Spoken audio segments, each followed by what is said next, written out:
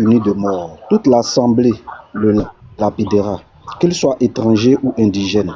Il mourra pour avoir blasphémé le nom de l'Éternel. Celui qui frappera un homme mortellement sera puni de mort. Celui qui frappera un animal mortellement le remplacera, vie pour vie. Si quelqu'un blesse son prochain, il lui sera faire comme il a fait. Fracture pour fracture, œil pour œil, dent pour dent. Il lui sera fait la même blessure qu'il a faite à son prochain. Celui qui tuera un animal le remplacera, mais celui qui tuera un homme sera puni de mort. Vous aurez la même loi, l'étranger comme l'indigène, car je suis l'Éternel votre Dieu. C'est bon? Ok. Alors, ici, il spécifie bien que l'étranger et l'indigène, celui qui blasphème et celui qui tue un animal, ils auront la même chose, la même sentence. Pareil, quand on va dans Nombre 15. Nombre 15 à partir du verset 14. Je vais lire moi-même, comme ça sera plus rapide.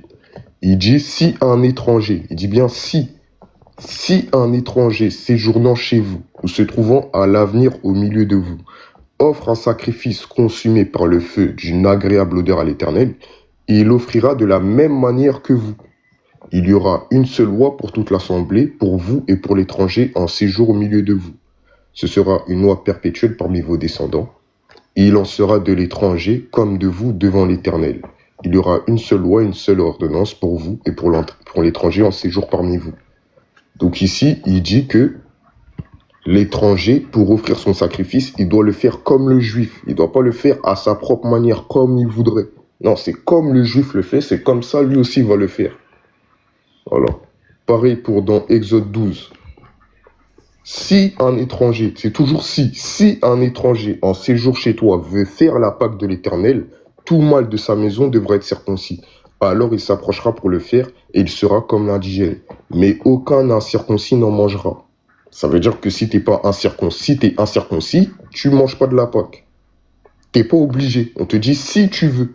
Si un étranger en séjour chez toi veut faire la Pâque, c'est pas il doit. Alors que les Israélites, eux, ils doivent faire la Pâque. Ils sont obligés de le faire. Les circoncis, ils sont obligés de faire la Pessah. Mais l'étranger, c'est s'il veut. S'il veut faire Pessah, il doit se circoncire. Et il y aura une même loi pour l'Israélite et l'étranger. Ok? Il y aura une même loi pour l'Israélite. Jusqu'à présent, tu ne me donnes pas mon verset, en fait. Mais, en fait, c'est ce que je suis en train de te montrer. C'est que par exemple, regarde, on va aller dans Exode 12 parce que c'est... Non, Christos, ce qui se passe, c'est quoi? Tu as dit que dans l'Ancien Testament, les lois des Israélites ne sont pas les mêmes que les lois des païens.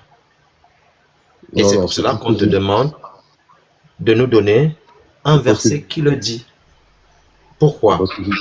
Parce que si tu dis que ces lois, ce sont des lois des Israélites, tu venais de te tromper, mon frère. Parce que ce ne sont pas les lois des Israélites, mais ce sont les lois de Dieu. Non, les Israélites appliquent la loi de Dieu. Donc si un étranger veut marcher derrière ce Dieu, il doit se comporter comme les Israélites. Parce que s'il se comporte d'une autre façon, il n'est pas en train de suivre ce Dieu. Le Dieu là, il a donné ses conditions aux Israélites. Donc s'il y a quelqu'un qui veut le suivre, il doit se comporter comme les Israélites. Dans l'Ancien Testament, nous sommes encore dans l'Ancien Testament. Hein? C'est pour cela que le professeur te dit, puisque tu as dit que dans l'Ancien Testament, les non-juifs, les non-israélites ne devaient pas suivre la loi entièrement. Il veut un verset qui dit, les non-juifs ne doivent pas suivre la loi entièrement. Voilà son point. Regarde, on est d'accord que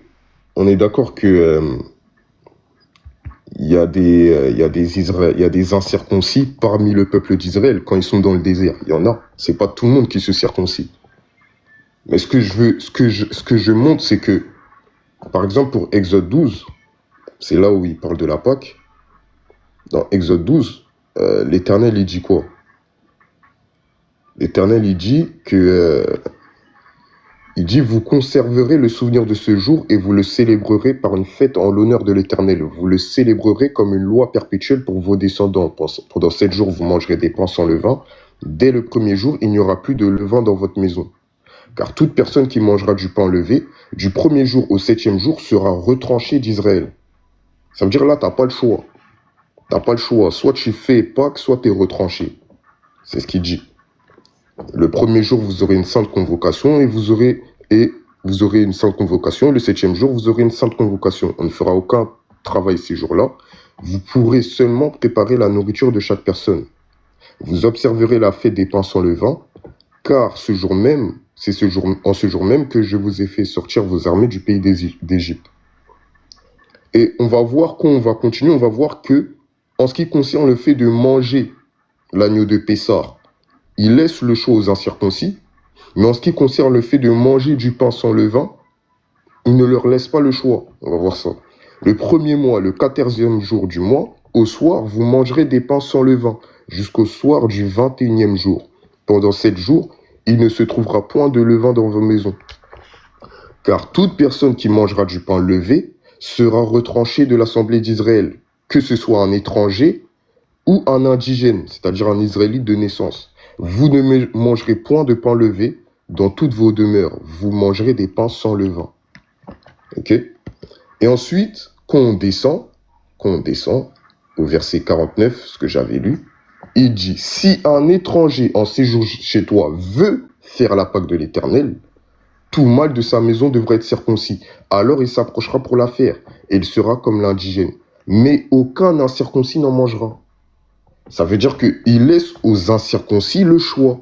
S'ils veulent manger de l'agneau de Pessah, ils mangent, mais ils doivent se circoncire.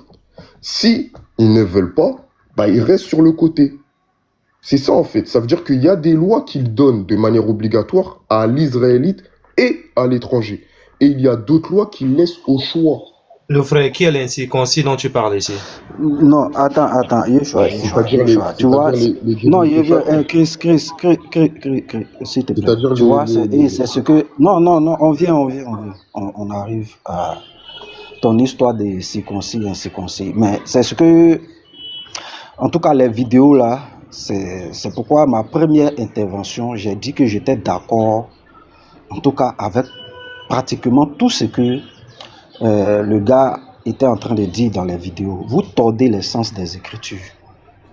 Vous tordez l'essence des Écritures. Et c'est à ça que nous sommes arrivés aujourd'hui. Aujourd'hui, là, la plupart des chrétiens se disent, comme je ne dois plus mettre en... Je suis sous la grâce.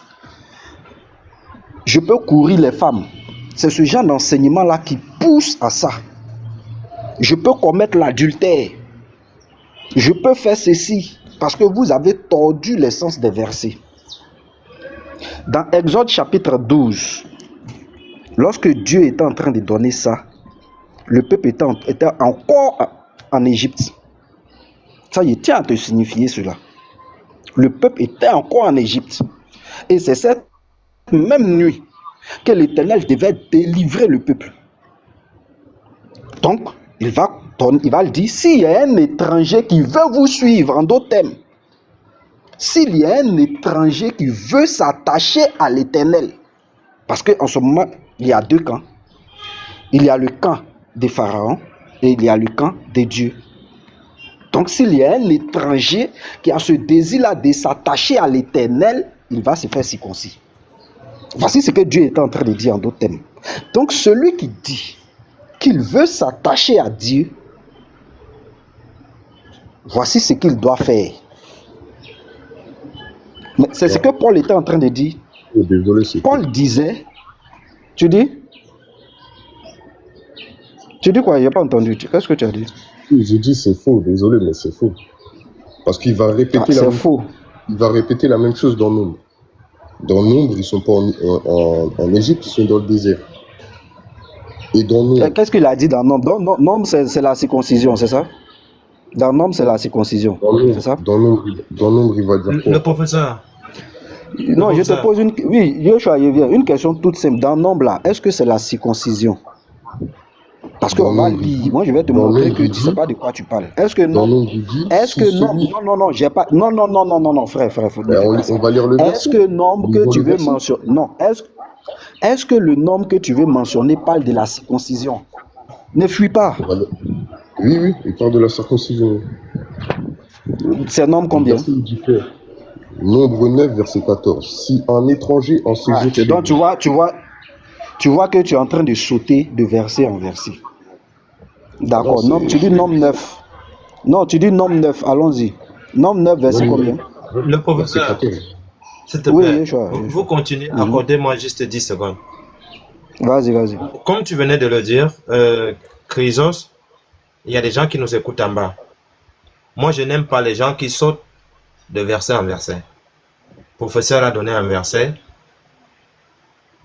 Lorsque ces gens-là étaient en train de sortir d'Égypte, avant qu'on arrive là où tu pars en nombre là-bas, professeur a donné une interprétation de ce verset. Donne-moi le nom du verset, professeur. Exode chapitre 12. Voilà, je vais prendre Exode chapitre 12. Je vais mettre ça devant tout le monde, parce que je veux que tout le monde puisse comprendre la discussion qu'il y a entre vous deux, au lieu d'aller de gauche à droite. Donc, tu as dit Exode combien, frère? Exode 12. Attends, je cherche le verset, je retrouve le Exode verset. 12, verset. Comme ça, nous tous nous allons lire. Tu donnes l'interprétation et lui aussi donne l'interprétation du verset. Et comme ça, les gens en bas vont s'instruire. Au lieu que quand tu finis de donner l'explication, il dit que ce que tu dis est faux. Non. Tu donnes une interprétation, il donne son interprétation. Et puis, ensemble, on vérifie l'interprétation. Et les gens en bas Attends, vont je retrouve le verset qu'il avait mentionné en fait. Exode 12, 49. Non, on va prendre à partir du verset 43. Exode 12. Oui, oui, à partir du verset 43. Ok, donc, professeur, tu te prépares à expliquer le verset. Christos, toi aussi tu te prépares à expliquer. Ça ne sert à rien que l'autre dise à l'autre que non, ce que tu dis est faux. Ok. On va aller dans ce sens-là. Donc, c'est du verset 43. C'est ça, non, professeur? Oui, on commence au 43, comme ça. Ok. Voilà, Je mets ça devant tout tu le es monde. là. Voilà, je mets ça, c'est devant tout le monde. Vas-y, professeur. On t'écoute maintenant. Voilà, donc voici Exode 12, verset 43. L'Éternel dit à Moïse et à Aaron, voici une ordonnance au sujet de la Pâque. Aucun étranger n'en mangera. Voici une précision. Aucun étranger n'en mangera. Mais regardez, notre Dieu il est puissant. Il dit aucun étranger n'en mangera, hein, mais il va permettre aux étrangers de manger. Mais celui qui est appelé étranger ici, c'est celui qui ne s'attache pas à l'Éternel. C'est celui-là qui ne veut pas suivre l'Éternel. C'est lui qui n'en mangera pas. C'est pourquoi il dit aucun. C'est-à-dire il marque une restriction.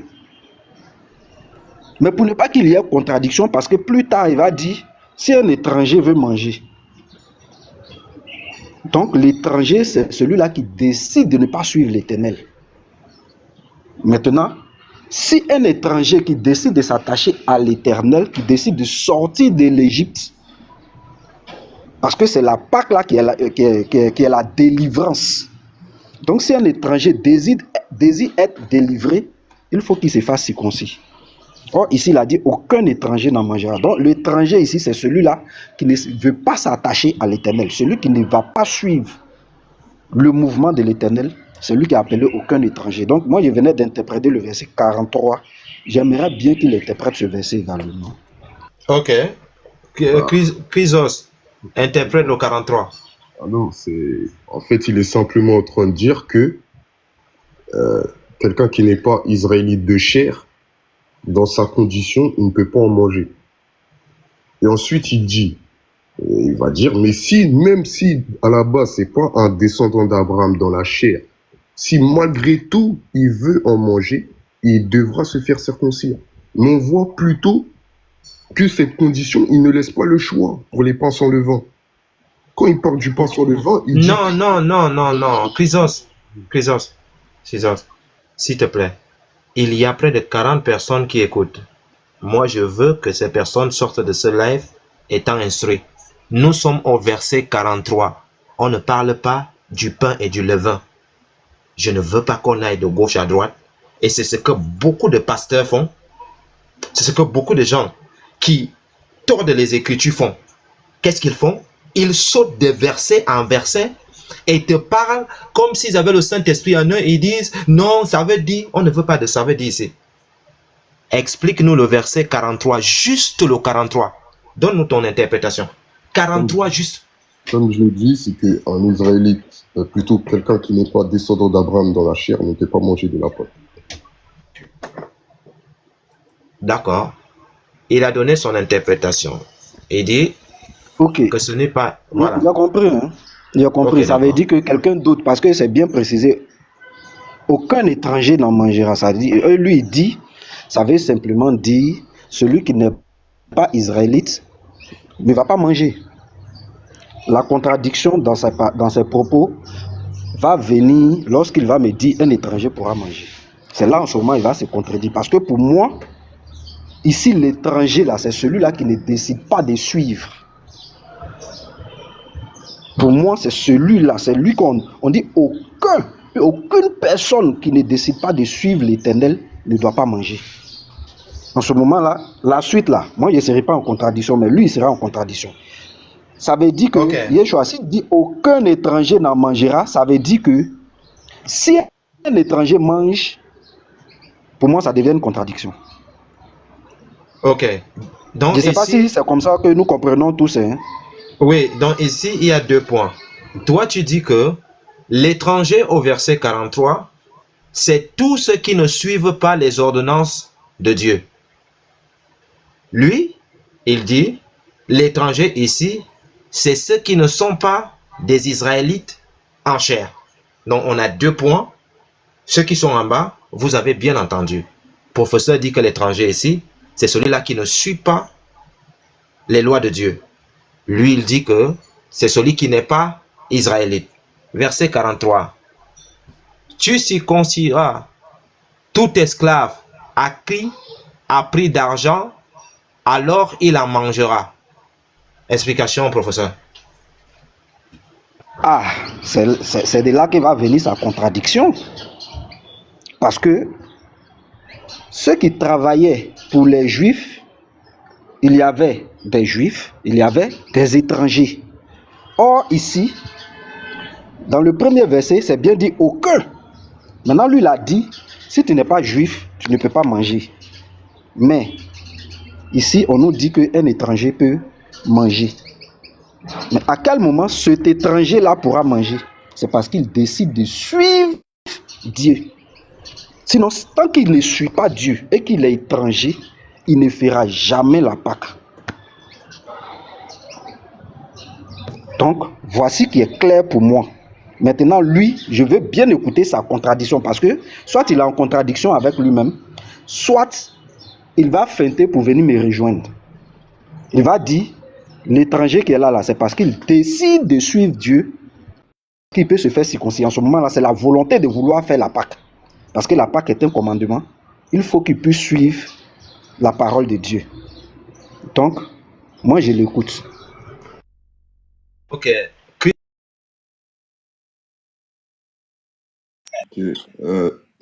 C'est simple. En fait, ici, le texte, il est clair. On parle de l'esclave à qui a pris d'argent.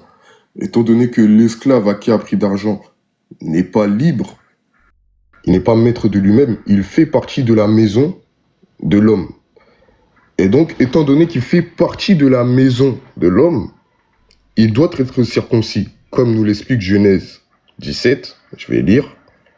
À l'âge de 8 jours, tout mâle parmi vous sera circoncis selon vos générations, qu'il soit né dans la maison ou qu'il soit à qui a pris d'argent, de tout fils d'étranger, sans appartenir à ta race. On devra circoncire celui qui est né dans la maison et celui qui est né à prix d'argent. Et mon alliance sera dans votre chair, une alliance perpétuelle. Donc c'est juste ça en fait. Celui qui a prix d'argent, lui aussi doit être circoncis, qu'il soit étranger ou non. Mais lorsqu'on parle de l'étranger, là, on parle de l'homme libre. On ne parle pas de l'esclave. C'est tout. Ok. Donc, ce qu'on va faire, c'est quoi? Lorsqu'on finit le verset, les versets là, ceux qui sont en commentaire, on va vous permettre de monter pour venir poser les questions à ces deux frères qui sont là, professeur et Christos, qui sont en train de discuter par rapport à ces versets. Donc, on va vous donner l'opportunité de venir. Enfin, si nous-mêmes on se posait des questions en même temps. Ok, d'accord. Vas-y d'abord alors, allez-y alors. Sur les deux versets. Voilà. Moi, j'ai dit qu'il allait, voilà, j'ai dit qu'il allait se contredire. Et c'est ça. Tu vois, Yeshua, au départ, il a dit, c'était pas obligé. Mais il va lire Genèse chapitre 17 pour me dire, il doit. Mais en fait, Ça dit, non, laisse-moi finir, s'il te plaît. Laisse-moi finir. Vous voyez, au départ, il a dit, ce n'est pas obligé. Maintenant, il dit, celui qui est au milieu d'Israël, il doit le faire. C'est ça la contradiction, en fait. Et c'est ce que j'ai dit. Vos manières d'interpréter les Écritures, là, nous amènent à nous écarter de ces Écritures-là. Regardez, hein, le verset qu'on venait de lire. Tu circonciras tout esclave à qui a pris d'argent, alors il en mangera. Je veux savoir, dans ce verset 44 là, est-ce que l'esclave à qui a pris d'argent là, est-ce qu'il y a l'étranger à l'intérieur de cet esclave là? Tout esclave à qui a pris d'argent, est-ce qu'il y avait les étrangers, c'est-à-dire les non-israélites appartenaient à cette partie d'esclaves là? comme je l'ai très bien expliqué, le verset 43, il parle de l'homme libre. L'esclave à qui a pris d'argent n'est pas maître de lui-même, il est l'argent de son maître. Et donc, étant l'argent de son maître, il fait partie de sa maison. Et celui qui fait partie de la maison d'un Israélite doit être circoncis, comme l'explique Genèse 17. C'est tout. Non, mais tu ne réponds pas à la question. Est-ce qu'à l'intérieur de cet esclave, il y a l'étranger? Je ne sais pas. Réponds simplement. Ce que j'ai dit, oui, il peut y avoir un étranger. Mais le verset 43, lorsqu'on dit « aucun étranger n'en mangera », on ne parle pas de l'esclave, on parle de l'homme libre. Aucun étranger libre, c'est ce que ça sous-entend, n'en mangera. Donc, au 43, tu me dis « aucun étranger libre n'en mangera ». Au 44, c'est-à-dire comme lui, il est esclave et qu'il n'est pas libre, c'est une obligation. C'est ce que tu es en train de nous faire comprendre. Non, je viens, laisse-moi finir. On va pas s'interrompre. Tu vois que moi, je te laisse aller jusqu'à ce que tu te mutes. Voilà. Voici ce que tu es en train de nous faire comprendre. Maintenant, au 43, l'étranger ici, est-ce que cet étranger-là, il y a possibilité qu'il en mange? Parce que Yahweh a dit aucun étranger ne mangera. Cet étranger qui est là, au 43, est-ce qu'il y a une possibilité qu'il mange, il participe à la Pâque? La réponse, elle est dans le verset 48. Hein. La réponse à ta question est dans le verset 48. Dis ce que le verset 48 dit. Moi, je veux l'entendre de ta propre bouche. Est-ce que l'étranger là peut manger la Pâque? Si un étranger en séjour chez toi veut faire la Pâque, tout mâle de sa maison devrait être circoncis, alors il s'approchera pour la faire, et il sera comme l'indigène, c'est-à-dire la circoncision. Le débat venait de finir. Non, tu venais de mettre fin au débat. Il sera comme qui? Non, il sera comme qui? Mais aucun incirconcis n'en mange. Maintenant, pourquoi tu nous as fatigués? Maintenant, pourquoi tu nous as fatigués? Jusqu'à ce qu'on arrive là, s'il doit être maintenant israélite à part entière, s'il doit être israélite, pourquoi tu nous as fatigués tout ce temps-là? Parce que regarde, on dit que s'il participe à ça, il devient juif. Pardon, pas juif. J'écarte ce thème. Il devient israélite automatiquement. Maintenant, pourquoi tu nous fatigues tout ce temps-là, sachant que cet étranger-là devient israélite. Or, mon interprétation que j'avais donnée, j'ai dit c'est celui qui va décider de suivre l'Éternel. À partir du moment où tu deviens l'israélite, on va retourner dans les 10 commandements, on va voir, on va citer tous les 10 commandements, tu vas me donner un seul que cet étranger qui devient comme l'indigène là ne va pas pratiquer. On va aller dans Exode chapitre 20. On va citer tous les commandements. Est-ce que je peux Et répondre? c'est de là que le débat va finir. Tout, on cite. Premier, Avant on Exode cite. 20, Est-ce est-ce que je que... peux répondre? Oui, Avant vas-y. Exode 20, je peux répondre. J'ai pas entendu, hein, vas-y. Ok, ok. Le Exode 12, c'est assez, je sais pas, c'est clair. Regardez, avant qu'on vienne au 43, il ne laisse pas le choix, que ce soit l'Israélite à l'étranger, de manger du pain sans levain. Il dit, l'étranger ou l'Israélite qui mangera du pain levé sera retranché. Maintenant qu'on va dans le 43, il dit, aucun étranger ne mangera de l'agneau de Pessah. Il dit, tu circonciras tout esclave acquis à prix d'argent, parce qu'il fait partie de la maison de l'Israélite. Et l'Israélite, dans la Torah de la circoncision qui est donnée à Genèse 17, il doit circoncire tout mâle de sa maison. Puisque l'esclave fait partie de sa maison, il doit le circoncire. Maintenant, ensuite on descend, on dit, si un étranger en séjour chez toi veut faire la Pâque, c'est-à-dire l'homme libre, non circoncis, veut faire la Pâque, il doit se circoncire et il deviendra comme l'indigène. Mais Chrysos, on mangera. On est en Chrysos, train de se On en mangera. fait. La question Chrysos. que je pose, attendez, la question Non, que je... Mais attendez, je finis après. Quand on dit mais aucun n'a circoncis, Laisse-le poser sa question d'abord. Laisse-le poser sa question. ouais. Quand on dit Il y a quelque chose. Quand on dit mais aucun incirconcis n'en mangera, est-ce que le aucun incirconcis n'en mangera, celui-là, là, est-ce qu'il sera retranché du peuple ou pas? Ce que tu n'as pas compris, ce que j'ai dit. Celui qui n'en mangera pas, c'est celui-là qui ne décidera pas de suivre Yahweh. Lui, il est déjà retranché. Lui, il est déjà banni, c'est fini. Ça veut dire Moi, je n'ai aucun problème avec. qu'il n'y a aucun étranger dans la communauté d'Israël. Parce que si tu me dis que celui qui est étranger, c'est celui qui ne décide pas de suivre les commandements de Dieu, ça veut dire qu'il n'y a aucun étranger dans la communauté d'Israël. Donc les lois... Non, regarde. Non, tu fais l'amalgame. Regarde. Non, c'est ce que tu regarde. Non, tu te trompes. Regarde, je vais te dire pourquoi tu te trompes. Regarde maintenant. Celui qui est étranger, qui ne suivait pas l'Éternel avant, suis très bien la démarche. Celui qui est étranger, qui ne suit pas l'Éternel avant. Si un étranger en séjour chez toi veut faire la Pâque de l'Éternel, s'il décide d'obéir, tout mâle de sa maison devra être circoncis. Alors, il s'approchera pour la faire. Et il sera comme l'indigène maintenant. Tu ne vois pas ton problème toujours?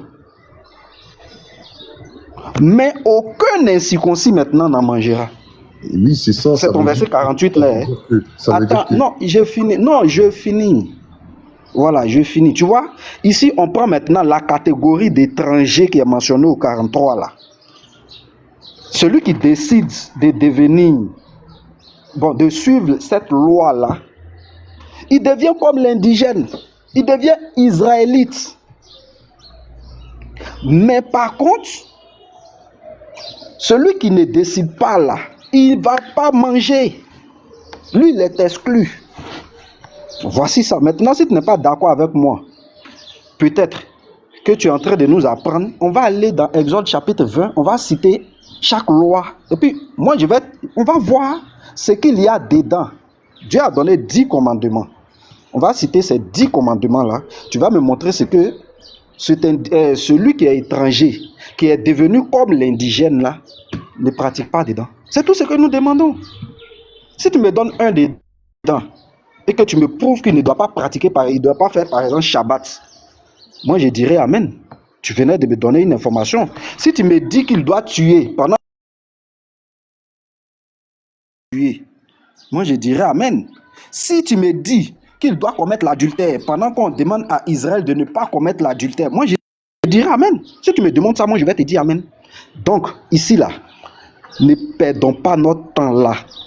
Ici, c'est déjà clair. On dit qu'il va devenir comme, il va devenir israélite. Il sera comme l'israélite maintenant. Allons dans les commandements, tu vas me montrer ce qu'il ne doit pas mettre en pratique là-bas. C'est tout. Justement, professeur. Le truc, en fait, c'est que Allô? il y a un Attends un amalgame. peu, Chrysos. L'indigène ici, c'est qui? C'est le descendant d'Abraham dans la chair. C'est qui? Un descendant d'Abraham ou de Jacob dans la chair. Est-ce qu'il est israélite? Oui, Hein? oui. Mais alors, on te dit que l'étranger, parce qu'il est circoncis, il devient Justement, oui, un moi, j'ai pas de israélite. problème avec ça. J'ai pas de problème avec ça. Le truc, en fait, Mais c'est c'est que le là, problème que tu as soulevé. non, c'est que là, vous faites un amalgame où, c'est-à-dire que dans Israël, parmi eux, il y a des incirconcis.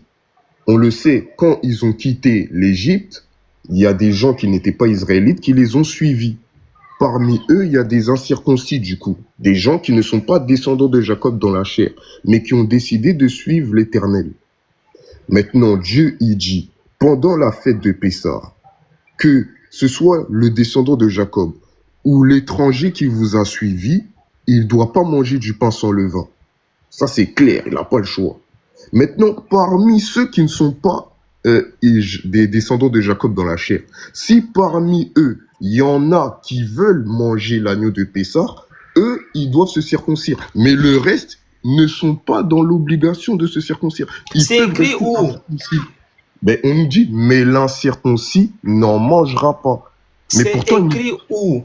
mais dans le verset 48, Exode 12, Mais verset 48. mais c'est pas possible. Moi, je sais pas comment vous faites. Hein. Mais Non, regarde, mais regarde. Yeshua, c'est pourquoi, en fait, il veut nous bloquer là. Celui qui a mangé, celui qui s'est fait circoncis là, est-ce qu'il devient comme l'israélite? Oui, mais c'est pas tous les Donc, étrangers non, attends, non, qui je sont suis dans le d'accord. peuple qui deviennent Regarde, israélites. non, tu as répondu. Non, Chris, tu venais de répondre à la question. Donc, Yeshua, Exode chapitre 20, on va lire pour descendre. Il va me montrer ce qu'il y a dedans que cet étranger qui est devenu comme l'israélite là ne pratique pas. C'est tout. D'accord. Mais Parce que moi, vous avez créé moi, les 7 lois noiries. Non, on va lire ça. Moi, je vais te montrer qu'il pratique tout ça là. Moi, je vais te montrer ça. On va lire. il n'y a pas de La problème. loi est là, pourquoi on veut fuir? Ça ne pose aucun problème. Voilà. Parce que tu vas lire. Ok. Voilà, Donc, je mets quoi? Exode chapitre 20. Exode chapitre 20. On lit pour descendre. On va voir s'il y a un commandement dedans que Israël doit pratiquer et que cet indigène qui a décidé de suivre l'Éternel là ne doit pas pratiquer. Il a C'est décidé tout, de c'est aussi simple que ça. il a décidé de se circoncire. Mais même s'il n'est pas incirconcis, il suit quand même l'Éternel. Même s'il n'est pas circoncis, il suit l'Éternel quand même. C'est ça, en fait. J'ai dit, regarde, celui qui est incirconcis là, il suit l'Éternel, c'est ça? C'est ce que tu es en train de m'apprendre? Ah, le professeur, il dit qu'il n'y aura pas une même loi pour l'étranger, l'indigène et le juif. Attends, donne-moi juste un instant. C'est pas ce que je suis en train de dire. C'est ce que tu es en train de dire? J'explique c'est quoi. Dans la Torah, il y a 613 mitzvot. Dans la Torah, il y a 613 mitzvot. Ok. Dans la Torah, il y a 613 mitzvot. Dans ces 613 mitzvot, il y a des Torahs qui s'appliquent à la fois aux circoncis et à la fois à l'incirconcis. Et il y a d'autres lois qui s'appliquent uniquement aux circoncis. C'est ça en fait. Mon frère, ce que tu dis là, ça n'est écrit nulle part. Mon Je vais lire. frère. Je vais lire Non, rapidement Chris, et puis on avance. pardon. Voilà, Attends, Yeshua, professeur, tu je vas lis lire ça. rapidement. Ouais, lis. Et puis on avance parce que c'est une perte de temps là. Regarde. Je suis dans le Humash. J'ouvre. Je vais lire ton verset et tu verras. Le si que tu insistais n'existe pas. Hein. Le si, c'est que lui second a ajouté. Voilà, on va lire maintenant. Et tu viens bien que nous sommes dans Exode 12, verset 48. Et quand un prosélyte résidera avec toi, et quand, c'est pas si, et quand un prosélyte résidera avec toi, il fera le sacrifice de Pessah pour Hachem. Chacun de ces mâles sera circoncis et ensuite il s'approchera pour l'accomplir et il sera comme le natif du pays. Ça, c'est son premier point. Mais aucun incirconcis n'en mangera. Une seule loi. Ça dit, moi, c'est ce qu'il dit. Il tombe l'essence des versets Non, ceux-là. ça ne contredit pas ce que je dis. Pourquoi ça ne contredit pas ce que je dis? Parce que, Allô? encore une fois, on t'entend. Comme j'ai dit, ça ne contredit pas ce que j'ai dit, encore une fois, parce que quand ça concerne, comme je l'ai dit, les pains sans levain, même l'incirconcis est retranché. Excusez-moi, frère, le micro me dérange. Et Christos, tu es en train de changer de parole. Tu changes de parole. Non, On dit. Moi, il t'a dit qu'il va me rejoindre. Yeshua, il t'a dit qu'il va me rejoindre, non? Je t'ai dit. Même cette traduction, elle ne me dérange pas, en fait. Non. Là, tu changes de parole. Et regarde maintenant. Ton point, c'était celui-ci. Et il n'y a pas une même loi pour l'indigène, pour l'étranger C'est pas ce que j'ai et dit. pour... T'as pas compris. Quoi? T'as pas compris. C'est pas ce que j'ai dit. J'ai dit qu'on dit qu'il y a une seule loi pour l'Israélite et l'étranger. Ça ne concerne pas toute la Torah, mais ça concerne la Torah en question. Ça concerne la Torah en question. C'est écrit où? C'est-à-dire que là, il ne parle pas de toute la Torah, il parle de la manière. Il parle de Pessah. Il parle de Pessah. C'est écrit où? Mais regarde, je te pose la question. Laisse-moi poser la question. C'est écrit où? Mais ce n'est pas écrit que c'est toute la Torah là, dont il est question. Regarde au verset 49. Une seule loi. On parle de la Torah en question, la Torah de Pessah. Ah, dis donc, il faut arrêter ça. Une seule loi régira l'indigène et le prosélyte qui habite parmi vous. Tous les enfants d'Israël firent comme Hachem avait ordonné à Moïse et Aaron, ainsi firent-ils. Donc ici, ce n'est que le Pessah. Oui, c'est comme quand, par exemple, ok, maintenant, je prends le verset de tout. Mais vous êtes incroyable, hein? C'est comme quand il va dire, voici la Torah du Navi. Non, Chris, attends. Chris, faut pas brouiller les pistes. Non, Chris, ça ne sert à rien de brouiller les pistes. Ça ne sert à rien. Yeshua, tu vois que tu venais de toucher le fond du problème. Remets le texte que tu venais de mettre là, je vais faire ressortir. Il ne sait pas que même celui que tu penses être descendant d'Abraham, s'il n'est pas circoncis, il ne fait pas Pessah. Il ne fait pas Pessah, il ne sait pas ça. Je suis d'accord. Maintenant, si tu es d'accord, attends. Donc, sur tous les points, quand je parle, tu es d'accord. Mais quand tu étais en commentaire, tu n'étais pas d'accord. En fait, vous ne comprenez pas. Vous êtes incroyable, hein? Non, vous ne comprenez pas mon point. On dirait que vous ne comprenez pas mon point. Bon, ton point, c'est quoi? Yeshua, on va lui accorder du temps. Bien expliquer ton point. Moi, je veux savoir. Regarde, hein, j'espère que ton point répondra à la question directement. Est-ce que celui qui décide de suivre Christ doit pratiquer la loi? J'espère que le point que tu développeras répondra à cette question. Est-ce que celui qui décide de suivre Jésus là, est-ce qu'il pratique la loi? Quand je dis la loi là, je ramène ça à Exode chapitre 20. Je retourne à Exode chapitre 20. Donc vas-y. Ok, c'est très simple. C'est très simple. Alors, dans la nouvelle alliance, comme je l'explique, comme je le dis, les prescriptions qui ont été données au Sinaï pour le non-juif sont des prescriptions facultatives, dans le sens où, s'il veut les observer, il peut le faire, mais cela n'est pas obligatoire pour son salut. Le moment, la chose sur laquelle il doit se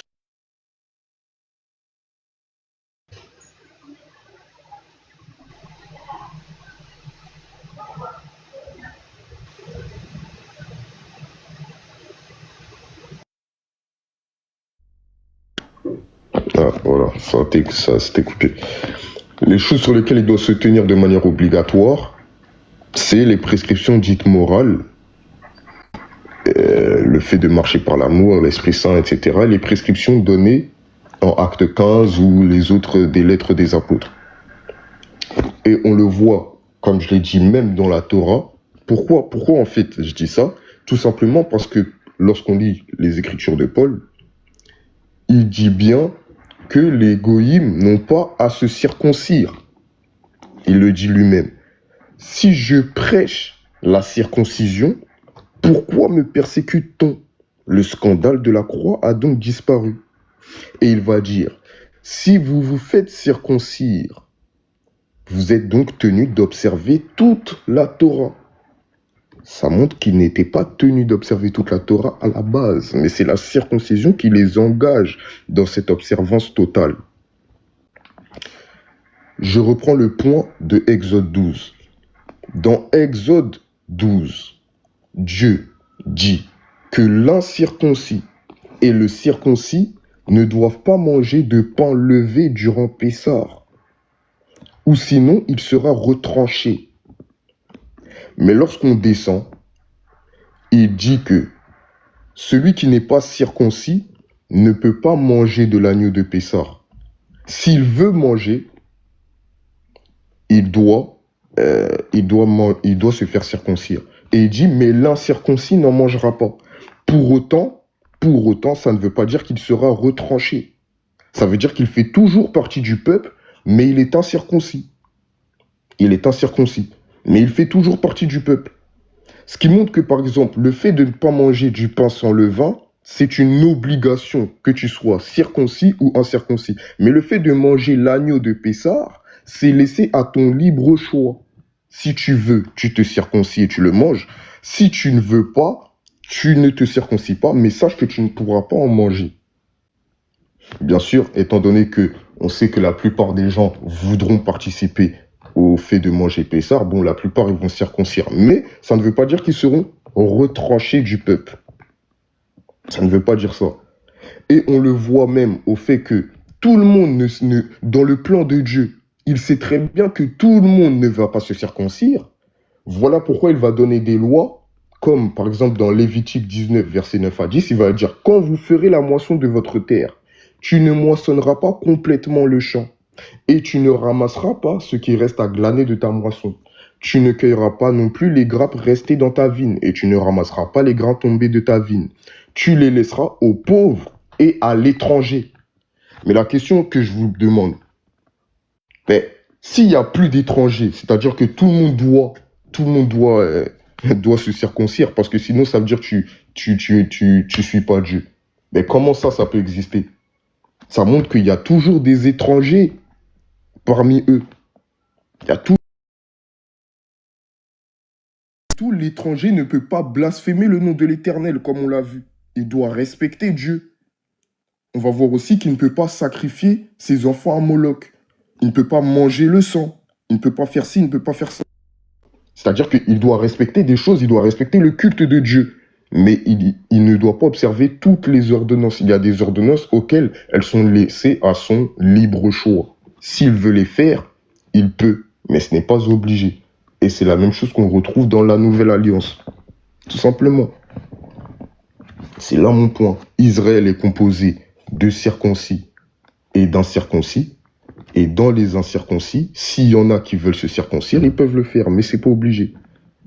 Voilà, c'est tout. Et lorsqu'ils se circoncisent, ils deviennent comme l'Israélite. Voilà. C'est tout ce que j'avais à dire.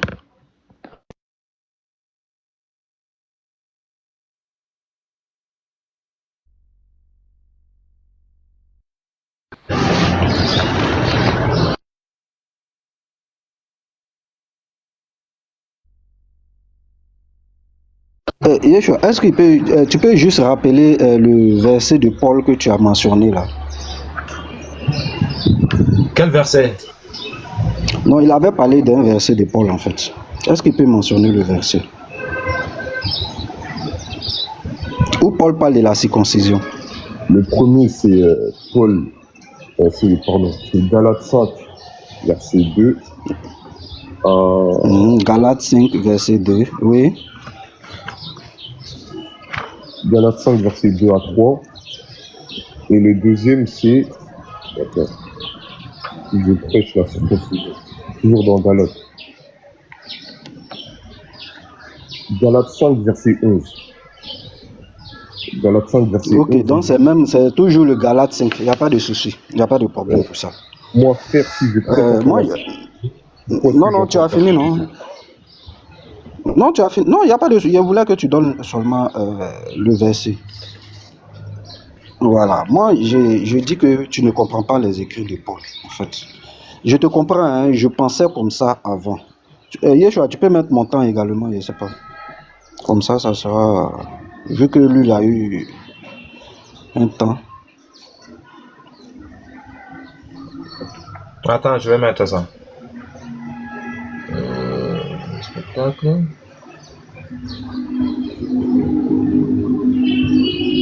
Donc, on est quitté dans l'Ancien Testament maintenant. Hein.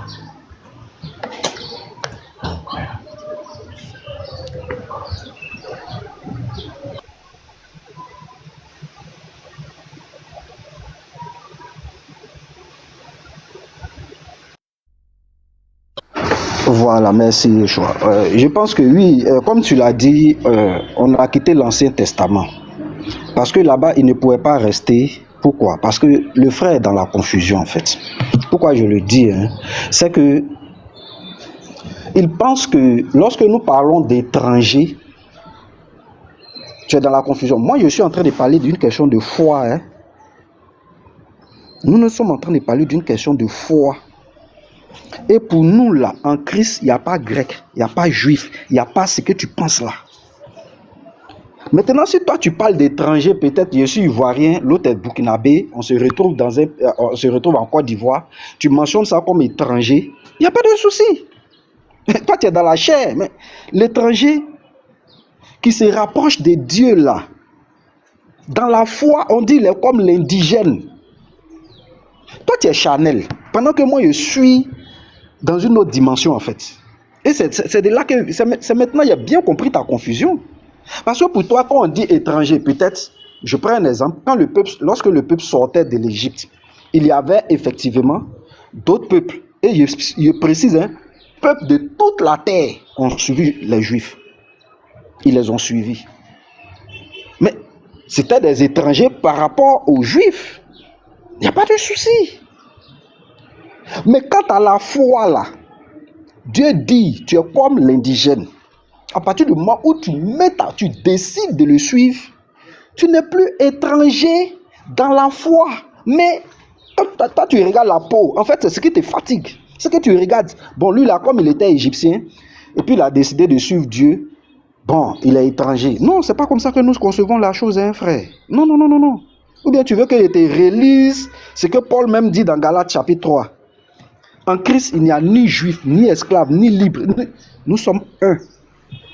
Donc pour moi là, il n'est pas étranger. Peut-être pour toi c'est un étranger, mais devant Dieu là, il n'est pas étranger. Parce qu'il manifeste la même foi que toi. C'est pourquoi Dieu dit, si celui qui est étranger, qui n'est pas de la même race que toi, veut faire, il a eu foi en l'Éternel et il veut suivre l'Éternel dans sa démarche, automatiquement, il devient comme l'indigène. Pour nous, en Christ, il n'y a pas ça. Tu n'as pas une bonne compréhension, frère. Maintenant, tu as utilisé Galates. C'est ce que nous disons. Arrêtez de tordre les sens des versets. Ici, qu'est-ce qui se passe en Galates? Les gens confondent la condition dans laquelle tu te trouves pour être sauvé et ce que tu dois faire après. Voici la confusion que les gens créent. Pour être sauvé là, c'est la foi que tu as mis en Jésus-Christ. Quelle que soit ta condition, que tu sois celui qui pratiquait la loi, que tu sois celui qui ne connaissait pas la loi, à partir du moment où vous manifestez la même foi en Christ, vous deux, vous êtes sauvés. Ça veut dire que tu es sauvé sans pratiquer cette loi-là. Maintenant que tu es sauvé, parce que la question que je t'ai posée, il dit, est-ce que maintenant que tu es sauvé là, est-ce que tu dois pratiquer la loi de Dieu? C'est ça ma question. Moi, j'ai dit oui. Et puis, je vais te prouver que tu n'as rien compris dans ton Galate que tu es en train de lire. Regarde, écoutez très bien ce que Paul dit. On va aller dans 1 Corinthiens 7. Il va répéter la même chose là-bas, mais avec plus de détails. 1 Corinthiens 7, verset 19. Regarde ce que Paul dit. 1 Corinthiens 7, verset 19. Il dit, la circoncision n'est rien. Et l'incirconcision n'est rien. Mais c'est pour être sauvé qu'il parle ça. Quand tu dois être sauvé là, on ne regarde pas si tu es circoncis, si tu es incirconcis, mais on regarde plutôt à ta foi. Mais regarde ce qu'il dit. Mais l'observation des commandements de Dieu est tout. Malgré qu'il dit l'incirconcision n'est rien, mais il dit d'observer les commandements. Or, dans le commandement, il y a faut être circoncis dedans. C'est les interprétations que vous donnez là. C'est pourquoi les gens trouvent que Paul est contradictoire. C'est à cause de vous. Regarde, il dit, mais l'observation de la loi de Dieu est tout. Or, dans la loi de Dieu là, il y a faut être circoncis là-bas. Pourtant, il dit ce n'est rien. Mais c'est quant à la foi, par rapport à la foi là, l'incirconcision n'est rien, la circoncision n'est rien. Voici qui est. Laissez-le terminer.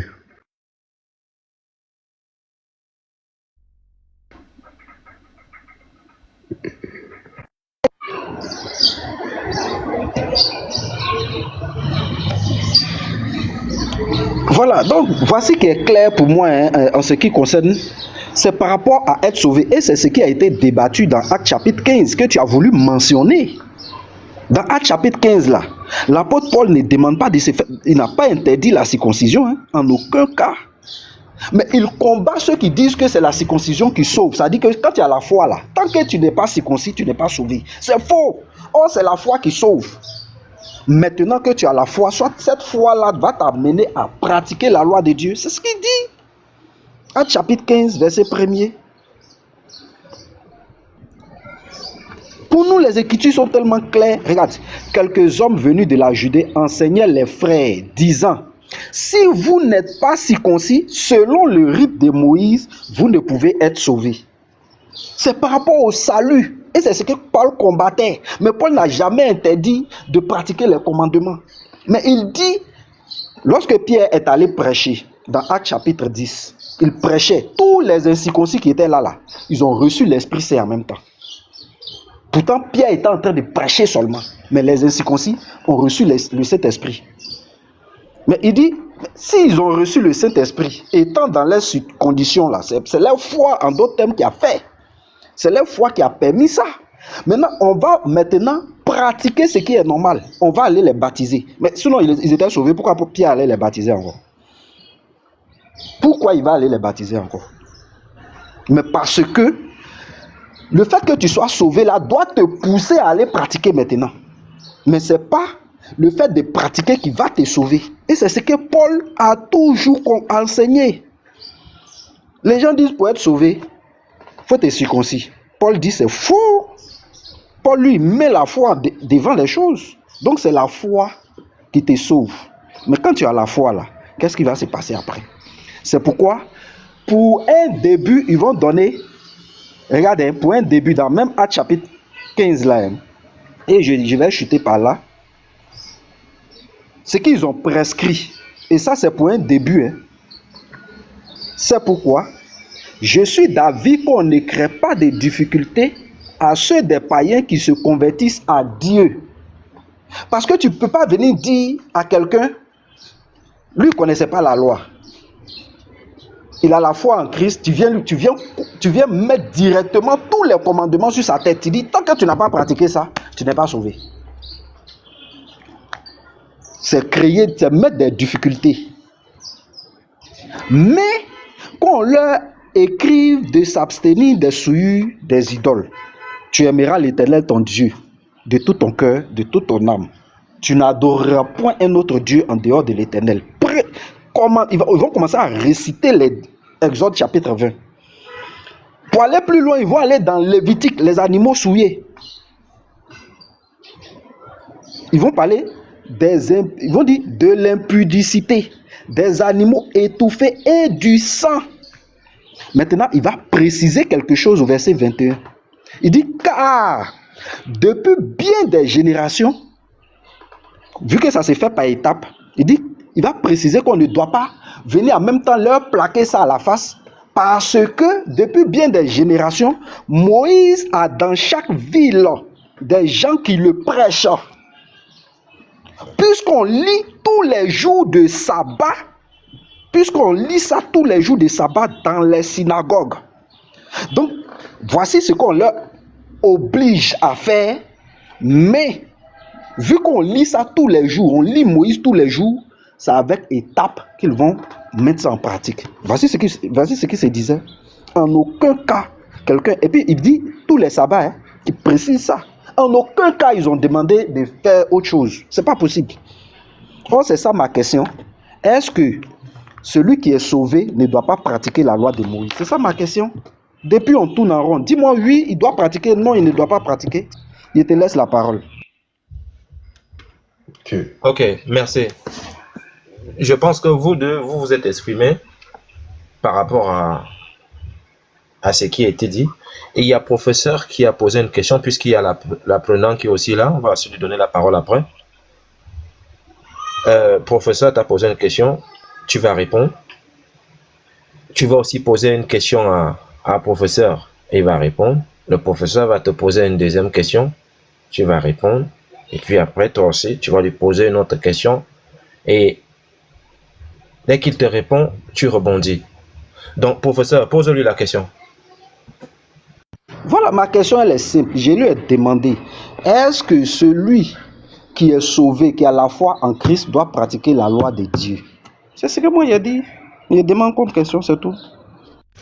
Le Christos, est-ce que celui qui est sauvé doit pratiquer la loi de Moïse?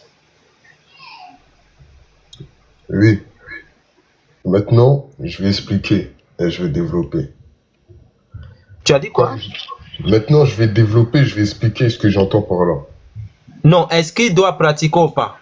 Il doit pratiquer la loi, mais toutes les prescriptions qui ont été données au Sinaï ne lui sont pas obligatoires, comme ça a toujours été dans la Torah. Tu as dit qu'il doit pratiquer, mais là tu vas maintenant expliquer comment toi tu comprends ça. Oui. Ok, vas-y alors. Ok. Bon. Comme je l'ai dit, toi tu me parles de foi. Mais moi j'ai pas de problème avec ça. Moi je ne dis pas que il faut avoir l'étranger, c'est comme tu as dit le Burkinabé, tout ça. Non. Comme j'ai dit, l'étranger, c'est celui qui n'est pas israélite dans la chair. Ok? Et cet israélite dans la chair, quand on va dans la Torah, ils n'avaient pas le même statut en fait. Il n'y avait pas le même statut entre l'israélite et l'étranger. Il y a des choses que l'israélite pouvait faire que l'étranger ne pouvait pas faire. Ok? Et maintenant, la circoncision, elle va lui donner le même statut. Pourtant, ils ont la foi dans le même Dieu. Et lorsqu'on va regarder, comme je l'ai dit, dans la Torah, il y a 613 mitzvot. Mais ce n'est pas toutes les mitzvot que l'israélite et l'étranger devaient respecter ensemble. Les seuls, c'était lesquels? Premièrement, le Shabbat. L'israélite et l'étranger devaient le faire. Ensuite, le jeûne de Yom Kippour. Le jeûne de Yom Kippour, l'israélite et l'étranger devaient le faire. Il y avait quoi? Il y avait aussi les sacrifices. Si un étranger voulait offrir un sacrifice, il devait le faire comme l'israélite. On voit ça dans Lévitique 17, versets 8 à 9, Nombre 15, versets 14-16, Nombre 19, 10. Le sang, le fait de manger le sang. L'israélite aussi et l'étranger ne devaient pas le faire. Quand je dis l'étranger, c'est toujours l'incirconcis dans sa chair. Parce que quand il devient circoncis, il n'est plus un étranger. Donc, au terme du statut social, dans le statut social, ce n'est plus un étranger, il devient... Lui devait ne pas manger de sang. Lui aussi ne devait ne pas manger un animal trouvé mort. Pendant la fête de Pessah, il ne devait pas manger du levain. S'il voulait manger l'agneau de Pessah, il devait se faire circoncire aussi. Il ne pouvait pas aussi blasphémer le nom de Dieu. Il ne pouvait pas commettre de meurtre, il ne pouvait pas maudire Dieu, etc., etc. Quand il était souillé, il devait se purifier dans l'eau, tout comme les Israélites. Il ne pouvait pas aller adorer des idoles et il ne pouvait pas pratiquer toutes les immoralités sexuelles. Ok? Et c'est ça donc qu'ils vont donner en acte 15. C'est-à-dire, en fait, acte 15, ce qu'ils donnent, et c'est ce que tu as bien dit, le sujet, il porte sur quoi? Sur est-ce que, parce que, comme je l'ai dit, dans l'ancienne alliance, pour faire partie de l'alliance de Dieu, c'est-à-dire pour que Dieu puisse dire, tu es mon peuple, je suis ton Dieu, tu devais être circoncis. Donc, les gens de Judée, là, dans Acte 15, ils sont dans cette logique-là. Puisque tu n'es pas circoncis, tu ne peux pas être sauvé. Pourquoi? Parce que Dieu, le Dieu d'Israël, n'est pas ton Dieu. Et tu n'es pas son peuple. Maintenant, l'évangile nous montre quoi? Non, ce n'est plus le cas.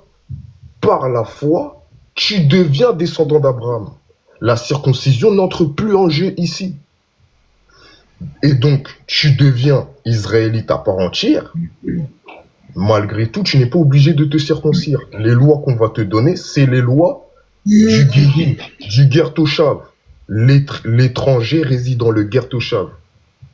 Et donc, c'est ça. C'est ce qu'ils ont donné en acte 15, tout simplement. En acte 15, ils ont exactement donné les lois du Gertoshav. Maintenant, ils vont faire Shabbat, ils vont écouter les lois, etc. Ça veut dire que s'ils veulent observer plus de choses, ils peuvent le faire, mais ce n'est toujours pas une obligation. Voilà pourquoi Paul va dire, si vous vous faites circoncire, vous êtes tenu d'observer toute la Torah. À la base, il n'était pas tenu d'observer toute la loi. Et c'est pour ça qu'on le persécute, Paul. Voilà pourquoi il dit, si je prêche encore la circoncision, c'est-à-dire si je dis ce que toi, professeur, tu dis, mais pourquoi est-ce qu'on me persécute? Le scandale de la croix a alors disparu. Si je prêche réellement la circoncision, pourquoi est-ce qu'on me persécute? Si je dis, ah non les gars, en fait, les juifs, les non-juifs, non, en fait, on va prendre du temps, mais au final, ils vont se circoncire. Ben, les juifs, ils vont se dire, bah ok, ouais, ok. Pourquoi ils vont le persécuter? C'est justement parce qu'ils ne prêchent pas ça. Voilà pourquoi Timothée, il a été circoncis, parce que sa mère était juive. Mais Tite, on nous dit, il n'a pas été contraint de se circoncire, et cela à cause de faux frères qui s'étaient glissés parmi nous pour épier la liberté que nous avions en Christ. Tite, qui est grec de manière complète, ne s'est pas fait circoncire. Donc c'est ça. Le juif observe toute la Torah comme il a toujours fait. Le non-juif n'est pas dans l'obligation d'observer toute la Torah, mais s'il veut, il peut. C'est là le message de Paul. Et ce message est scandalisant car dans la tête des Juifs, si tu n'es pas circoncis, Dieu n'est pas ton Dieu. Donc tu n'as pas part au Olam Haba, tu n'as pas part au monde futur. Et c'est ce que Paul donc va expliquer. Mais l'héritage du Olam Haba, l'héritage, dépend de la foi, de la promesse que Abraham a reçue.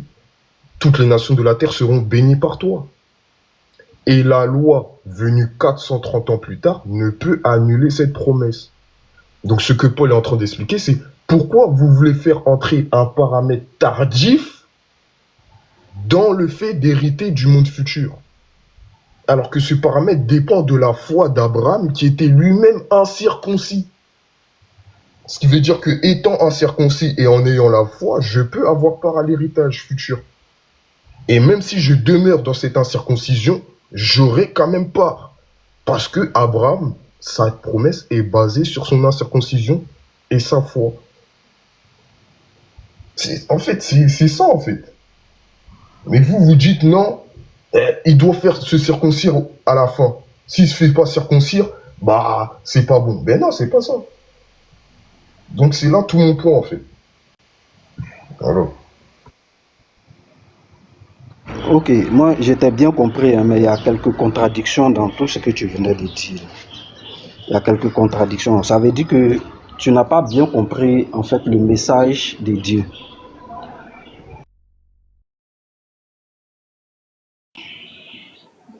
De Genèse à Apocalypse, là, c'est la foi. Je tiens à préciser encore, de Genèse à Apocalypse là, c'est la foi.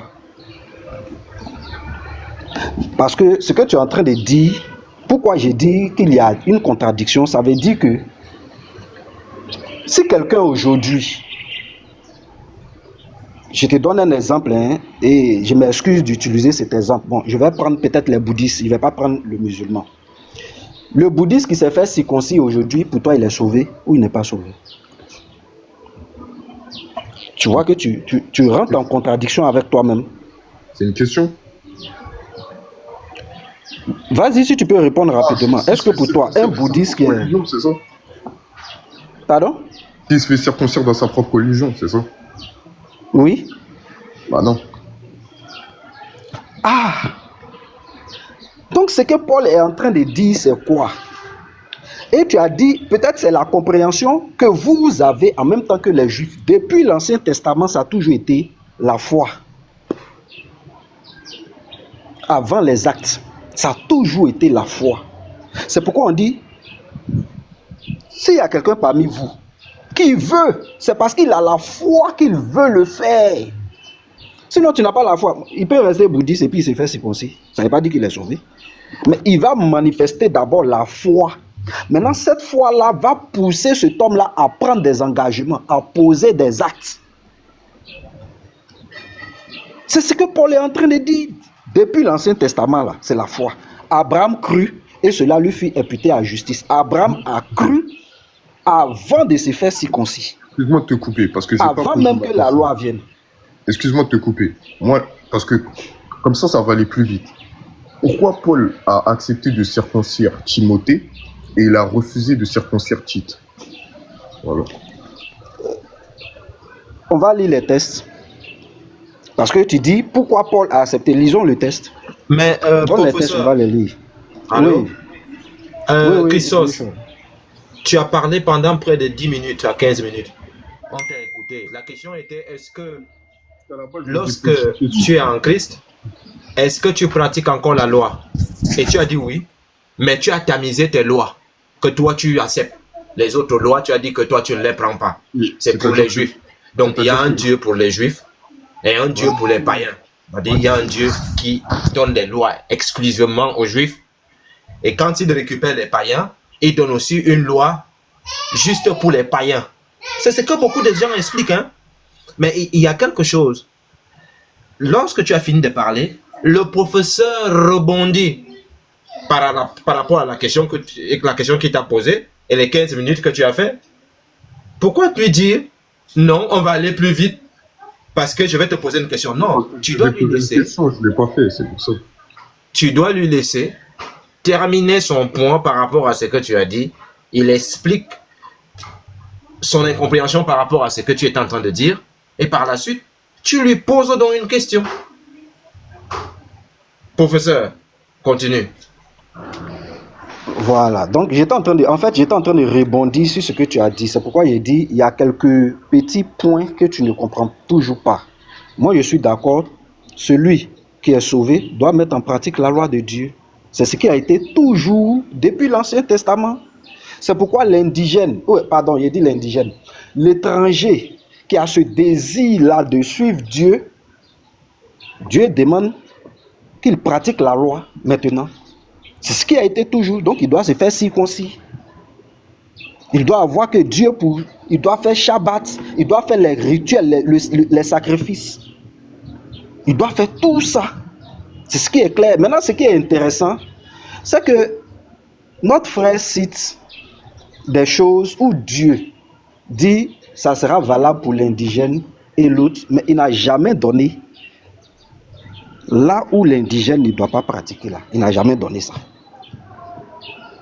Si vous remarquez bien, il prend la parole.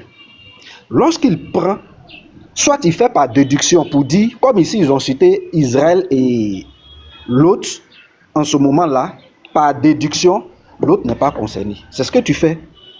Donne-moi une seule loi que l'autre ne devait pas pratiquer. Tu n'as pas sorti ça. Tu n'as pas dit peut-être celui-là doit faire Shabbat, l'autre ne doit pas faire Shabbat. Celui-là doit observer, il doit faire le sacrifice, l'autre ne doit pas faire le sacrifice. Celui-là doit faire ça, l'autre ne... Mais en Israël même là, il y a des choses que Lévi fait, les autres là font pas. Si c'est comme ça, toi tu dois déduire les choses là. C'est que les autres là, ils sont pas dedans, ils sont pas. Il y a des choses qui étaient autorisées qu'au Lévi. Mais si toi tu dois faire des déductions de ce genre-là, c'est que c'est Lévi, on va prendre, et puis on va classifier. Ça ne marche pas comme ça. Ça ne marche pas comme ça. Donc cite-moi un seul point de l'ensemble, ce que tout le monde doit mettre en pratique, et que celui qui était